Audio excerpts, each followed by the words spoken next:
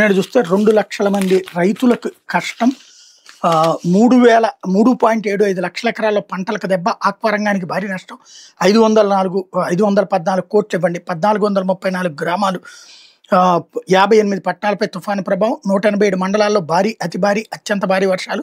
4,794 కిలోమీటర్ల పొడవైన రహదారులు గుంతలమయం. మరమ్మతులు, పునరుద్ధరణకి 2,744 కోట్లు అవసరం.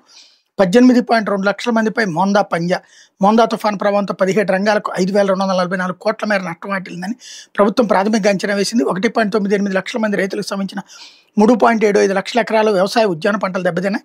రహదారులు పెద్ద ఎత్తున కోతకు గురై వీటిని తాత్కాలికంగా మరమ్మతులు చేయాలన్నా, పునరుద్ధరించాలన్నా 2,774 కోట్లు అవసరం. 18.2 లక్షల మందిపై తుఫాను ప్రభావం పడిందని రాష్ట్ర ప్రభుత్వం కేంద్రానికి నివేదించింది. తుఫాను ప్రభావాన్ని ఆర్టీజీఎస్ నుంచి గమనిస్తూ ఎప్పటికప్పుడు ముందు జాగ్రత్తలు తీసుకున్న తీరుని అందులో వివరించింది.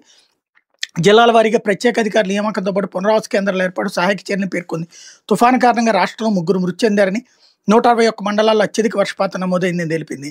తుఫాను నష్టానికి సంబంధించిన శాఖల వారి నష్టం చిత్రాలతో సహా నివేదిక తయారు చేసి కేంద్రానికి పంపింది అన్నటువంటిది హైలైట్ చేశారు. జగన్ ఉన్నప్పుడైనా ఇట్లాగే నివేదిక పంపిస్తారు. ఇప్పుడు ఇక్కడ ఎంత తెలివిగా టర్న్ చేస్తారంటే, ఇక్కడ ఇదంతా చేసిందంతా వాళ్ళకి పంపించారట. అవి చేయడానికే కదా ప్రభుత్వాలు ఉంది. రెండవది వచ్చేటప్పటికి 3 మృతి చెందారు. నిన్నే చంద్రబాబు గారు ఏమన్నారు? ప్రాణ నష్టం లేకుండా చర్యలు తీసుకున్నాం. జగన్ అడిగింది ఏంటది?